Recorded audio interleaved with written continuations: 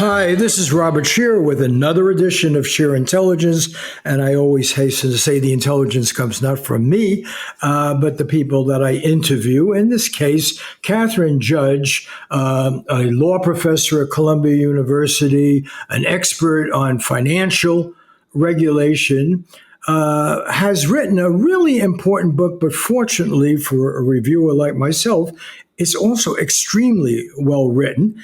And depart, even though it's published by Harper Business, it sounds like something you wouldn't read unless it's assigned. It's actually a joy to read. And it concerns the reason, and it should interest everyone.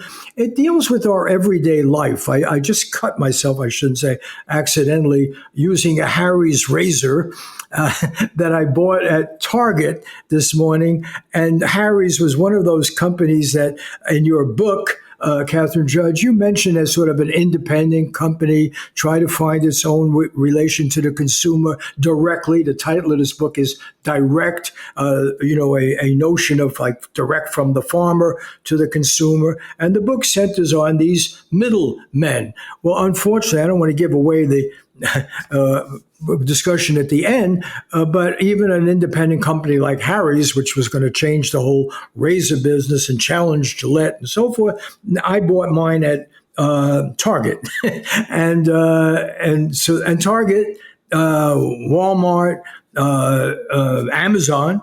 Those are the middlemen. So why don't you take it from there and explain the thesis of the book and discuss what you refer to as the dark side of this middleman economy. Yeah, so there's a lot there. I'll start with some of the basics, and that is the very notion of the middleman economy. So we all are very familiar with middlemen. They are the connectors. They are Target, but they're also your local bank. They are the middlemen through whom money flows from people who have it to those who need it, through whom good flows from those who create them to those who want to buy them. And as a practical matter, they are the backbone of our modern economy, and we're probably not getting away from that. What the book explores, though, is that the intermediation structures, which is a kind of scary way of just saying the design through which middlemen help to facilitate the creation and flow of goods and money, have changed in recent decades in some really important ways. So traditionally, my field has been banking and financial regulation. I was very interested after the financial crisis that the incredible disruption on the US economy and the lasting pain it inflicted on actually those most vulnerable and least positioned to endure those types of challenges, to understand, well, what went wrong. And what we've seen in finance, particularly leading up to 2006, are two connected trends. First, there was a transformation from community banks that were really small institutions. They operated in a given geographical area, and they really used relationships to determine who to loan money to and filtered money within the local communities, to having a small number of banks, really the top six, play an outsized role in the entire financial system. Um, and then in the process, they use a lot of data and standardized models for determining who should get a loan. And that feeds into these securitization vehicles, because once everything's standardized, you can do some fancy footwork to suddenly create these models that allow investors in Japan and in Europe to suddenly provide financing for homes in the United States. And there were real advantages at times to the growth of larger banks and to longer securitization chains. It seemed to make housing easier to afford, and we had a rise in home ownership.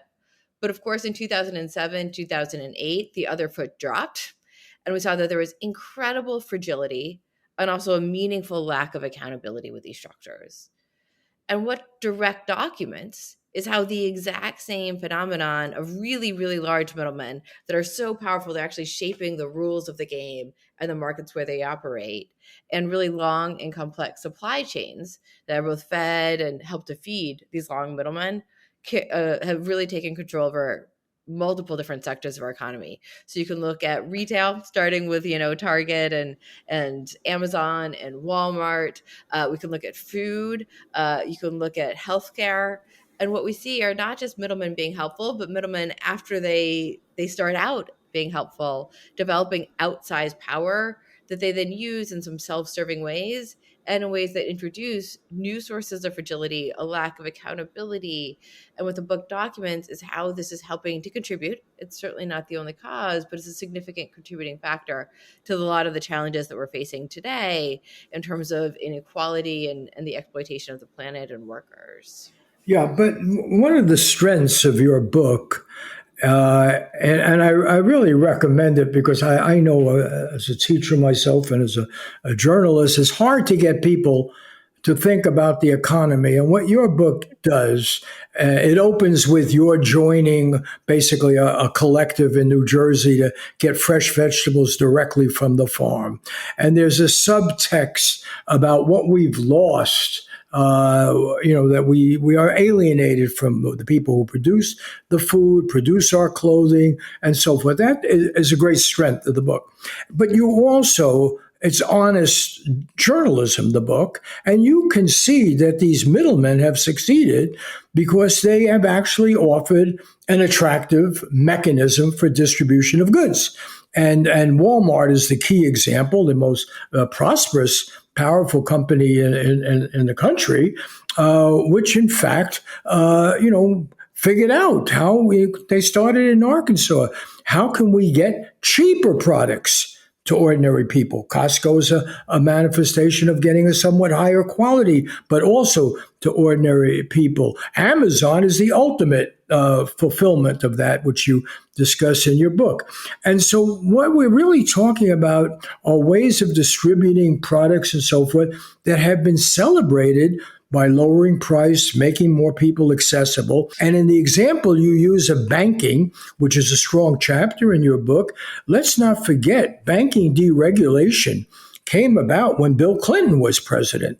And it was Bill Clinton who decided, got enough Republican support and sufficient Democratic to deregulate Wall Street and allow the securitization of these loans, the destruction of Glass-Steagall, and so forth. So these developments have been cheered basically by progressive liberal people as an improvement of the market. And one issue I'd like to address in the time we have here, which I think your book should address more, is what can you do about it? And, joining a farming collective is a nice idea. But, this goes back to an argument about capitalism since its inception. And in your book, you discuss the dark side being the alienation of the worker, the shopper, the consumer from the product, these massive corporations. We don't have control. They're unregulated. Alienation is a strong word. Ironically, alienation was sort of central to Marx's critique of capitalism.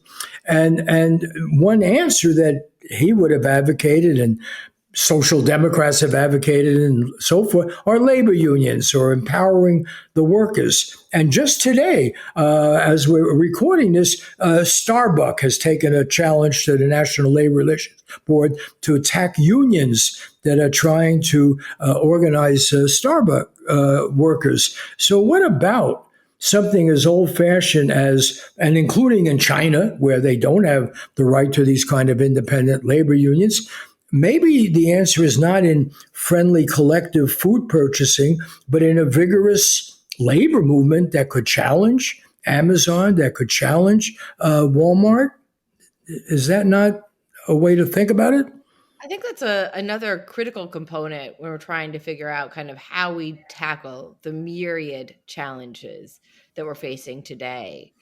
But as you noted, one of the the aspects of the way the structure currently works that motivated this was not just all this work I had done as an academic, but my own life, right? It was I had two little kids, I was suddenly incredibly busy, and I was suddenly very aware of the fact that in trying to quickly buy them the leggings that they kept outgrowing and the Cheerios that they kept consuming, I was actually helping to support labor practices that I would have found incredibly, incredibly troubling if I had to pay attention to them, but that I was purchasing these goods in environments that systematically blinded me to the effect on planets and to the effect on workers. And so there was this way of like, I suddenly saw this parallel in what I had studied as an academic in banking and in all these other markets where what we don't see is so critical to shaping the decisions that we make, and where there's particular actors that are really benefiting from blinding us to those effects. And so when I talk about the virtues of direct as the cornerstone for the solution, it really is that cornerstone is a very small piece of a much bigger edifice that requires a lot of work.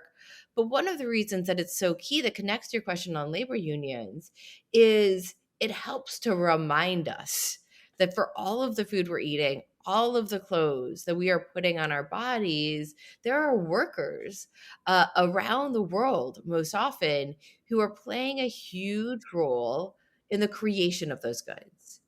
And generally speaking, we don't see those workers. And so we end up not thinking that much about them. And what's weird is even when we want to learn more, it's incredibly difficult to learn more.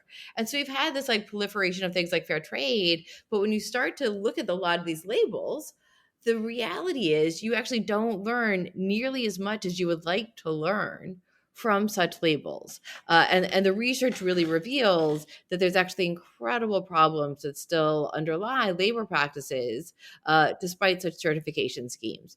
So one of the interesting challenges that we face in a globalized environment is that companies, apart from services and apart from that final step with fulfillment, the Amazon warehouses, a lot of what can happen and has happened is that as labor starts to grow stronger, the production capacity moves to places where people aren't organized and cannot easily organize.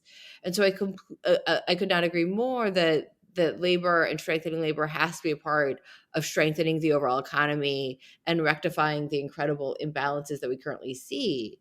But part of what's striking is I, like everybody else, has been very supportive and really excited to see the efforts at unionization at Amazon warehouses, which are still very small, but slowly growing in strength.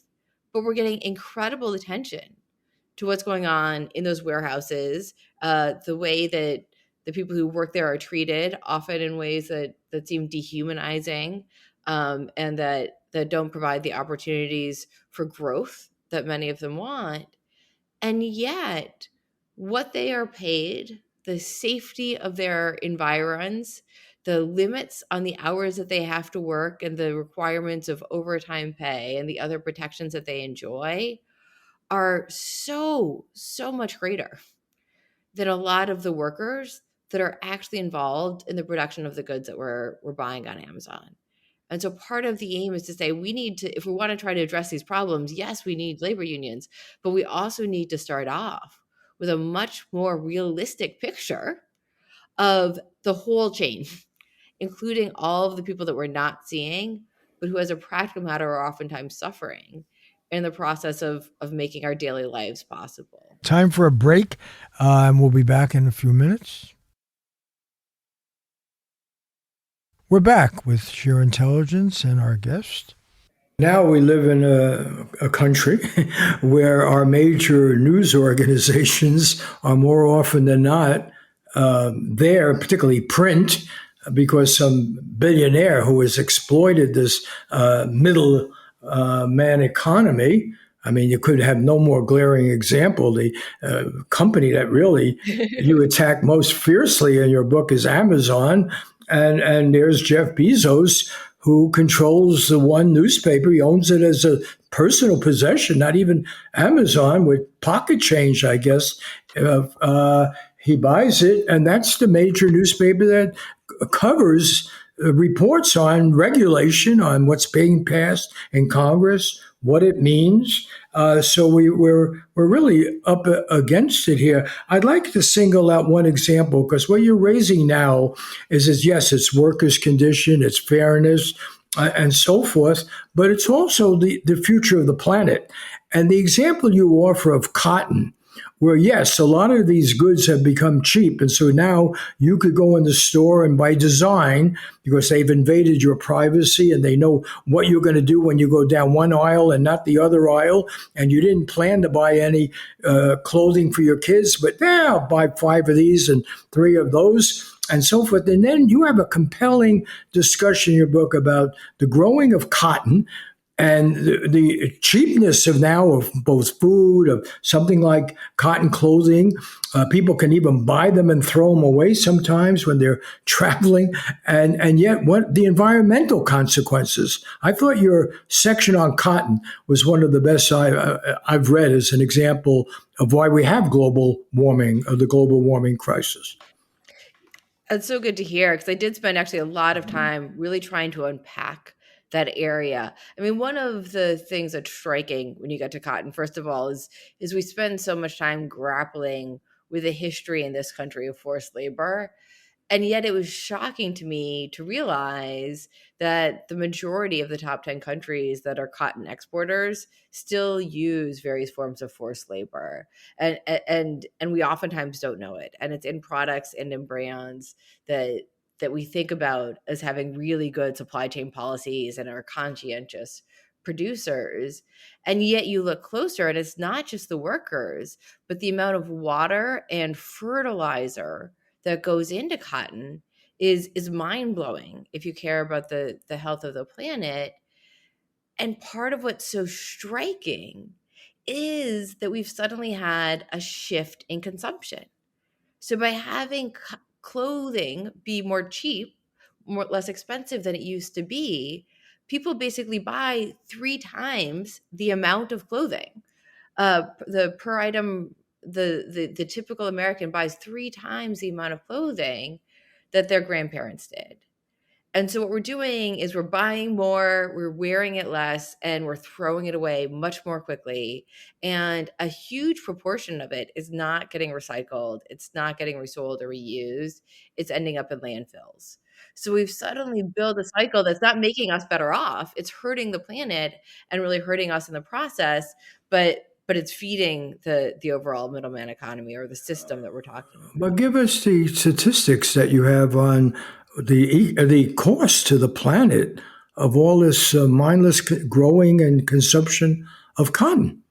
I don't know if you have them on your fingertips, I but was gonna say, you know what? I don't know if I have them on my fingertips, so I certainly should quickly because I all certainly right, spent that's a another lot of reason. time looking It's at it. another reason to buy the book because the documentation is in the book. The book is called Direct, and yes, I'm being a bit wonky here, but as I recall, the massive production of cotton. First of all, a horrible activity to have to work in, and that's why there is so much forced and exploitive labor in cotton. We've had a whole folklore about the growing of cotton and its relation to slavery and everything, but it's wasteful of the environment. And you offer a lot of examples of people doing what they think is the right thing, like fair trade. And I have to say, your book is interesting to read, but it does not give me a path out because it seems to me just about every example you have, one that succeeds. I happen to like the same wine. I don't drink anymore, but I get their non-alcoholic Navarro, a winery here in California, and I when I used to drink, I thought their wines were great. And you hold them up as an example of a family owned wine business that markets directly to consumers and so forth. I'll back you on that. But that's about, and they're getting pretty old, that couple that own it. But every other example in your book of direct gets absorbed by the big companies. And they use things like fair trade. Let's talk about fair trade. They make us feel good. So I'm in Costco or I'm in Target, Walmart, and oh, this is fair trade. I can buy it. But in your book, I find out, and I did a podcast with Marion Nesta, who teaches at NYU, a emeritus Mhm. professor who's written very convincingly on this. Fair trade turns out largely to be a hoax. Yeah, no, it was actually one of the really heartbreaking things for me. And the reality is, I still sometimes get fair trade. I oftentimes still buy organic, even though I know that oftentimes the money is not actually going to the workers. I mean, the interesting thing about fair trade is there had been some research suggesting there were some benefits, but it tended to be funded by the very companies that wanted to fund it. And so you actually then had UK effectively funding a study where they worked with a group of academics to try to do a closer evaluation. It was much more rigorous in terms of structure, comparing like goods that are built in fair trade regions and non-fair trade regions, but otherwise similar parts of Africa.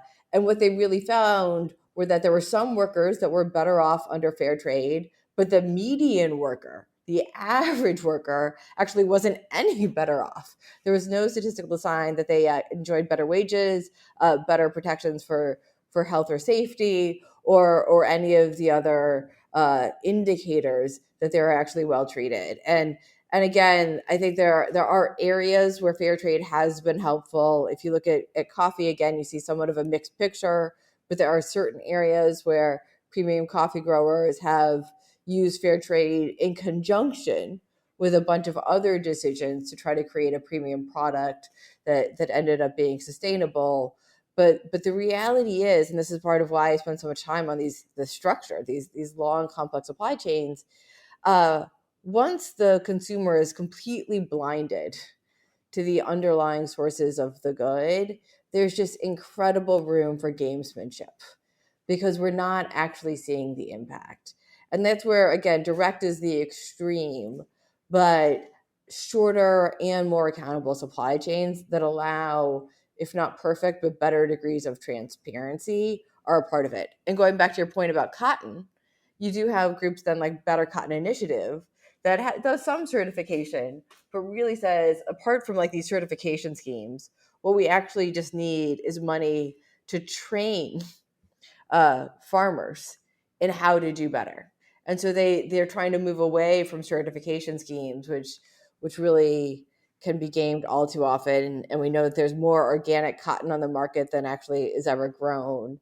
And instead just say, look, if you're going to be selling cotton products, you also should be making investments in NGOs that are working on the ground to try to make this more sustainable. And again, it's never going to be completely sustainable. Going back to your point about cotton.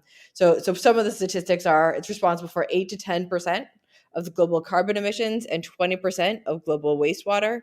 It takes 2,000 gallons of water, roughly what one person consumes in 7 years, to make just a pair of jeans.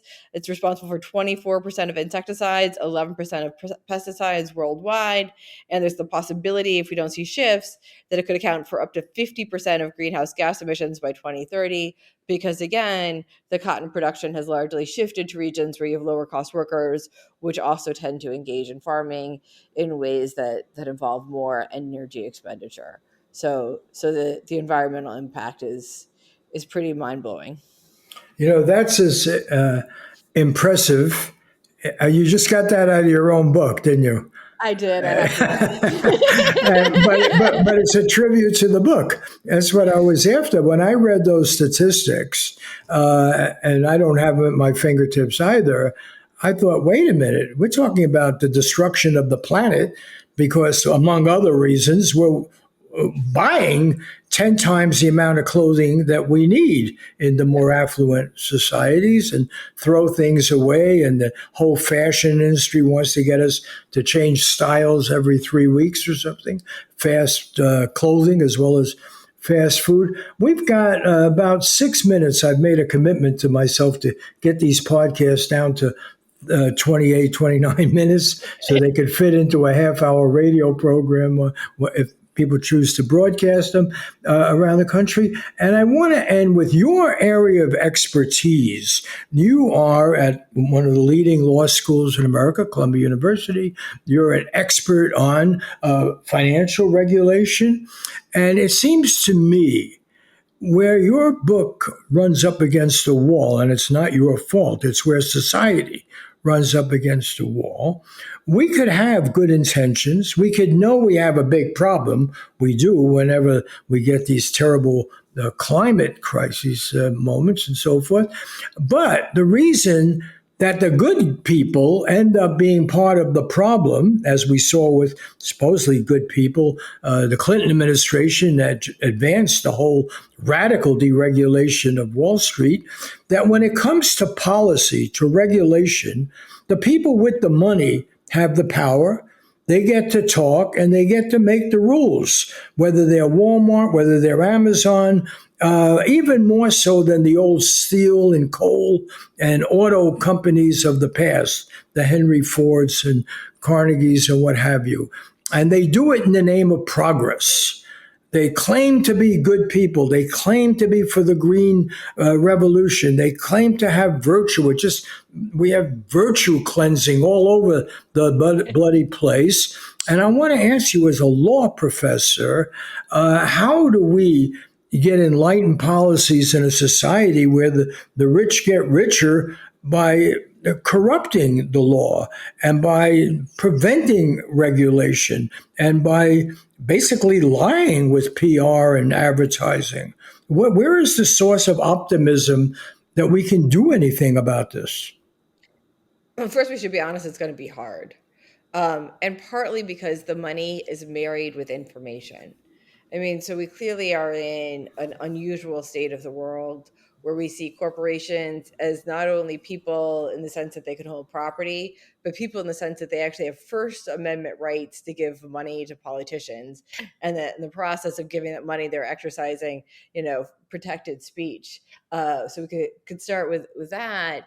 And we do see kind of the flow of funds as really a challenge. But I think in focusing so much on just the money that is given, we actually sometimes missed that the way middlemen in particular exercise such outsized influence on both state and federal politics. And we should recognize that states are a big problem, part of the problem and part of the solution. And the federal government is both part of the problem and part of the solution, is by the expertise that they have. So just like one, small example with banking, going back to your point, is we had a rise, as we know, of predatory lending in the 2000s. There was so much demand for home loans to stuff in these securitization vehicles that we saw really abusive practices on the ground. And a number of states came in and said, look, like Georgia was one of the first, and said, look, we actually see abusive lending practices here. We would want to adopt more robust consumer financial protection measures to look out for homeowners in our state so they are not taken advantage of. And then what happened was the federal regulators actually came in and preempted enforcement of those laws against all the large national banks. But the reason was not they're like, they certainly, like you said, we're not saying, oh, look, we're against consumers. What happened is the big banks went in and they said, look, the problem is these little state regulators, they don't understand securitization is good for the people in their states. They don't understand that if we have to comply with Georgia laws and they look different than laws elsewhere, then we're not going to be able to standardize this product. And suddenly, Georgia borrowers who want to go out and get that first home are going to have a harder time getting a loan. And so, really, securitization is how we get more home ownership. And they had stats to support them. They could show that actually we've always had a racial housing gap, but it was smaller than it ever had been in the mid 2000s. And home ownership rates were going up. So they said, look, like in trying to protect consumers, they're really hurting consumers. And that's But consistently that the was middleman. by, okay, we only have 2 minutes Yeah. if I'm going to stick to this, but let me just say, Lawrence Summers, who became the president of Harvard, was the Treasury Secretary who, after Robert Rubin, another great liberal Democrat, who went off to work for one of the big banks that was made legal, Citibank, by this. They told us you could trust the companies. And it was under the Obama administration that they decided, oh, we're going to bail out Wall Street and bail out all the banks because we can't go after them. And as you point out in your book, there was no accountability.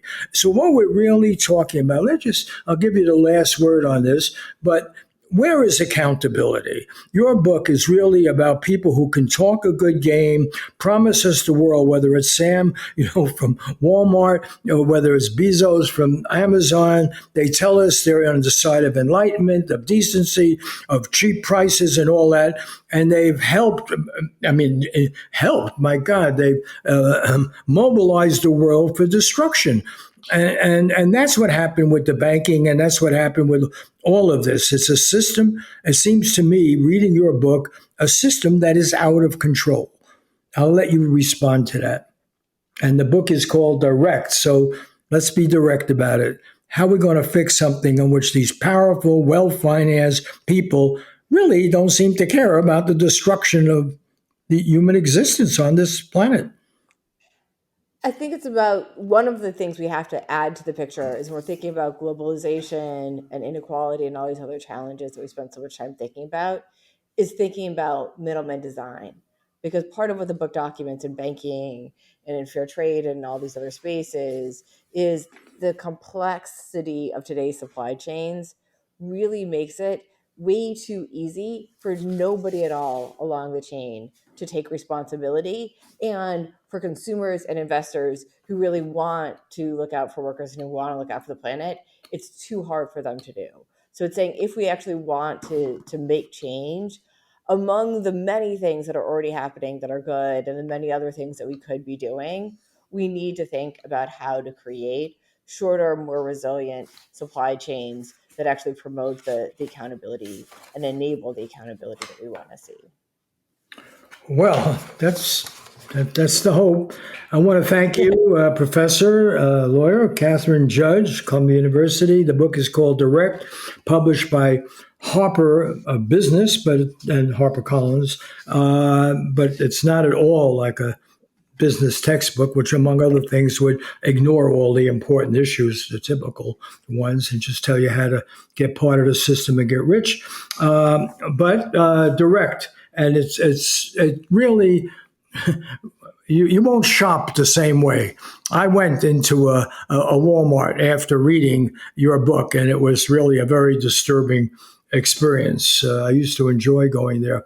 So I'll end on that. I want to thank Christopher Ho and Laura Kandura Ojayan at KCRW for posting these shows on that great NPR station. Natasha Hakimi Zapata, who does the introduction and general editing, and the JKW Foundation in the name and in memory of Gene Stein, a terrific journalist who provides some funding. See you next week with another edition of Scheer Intelligence.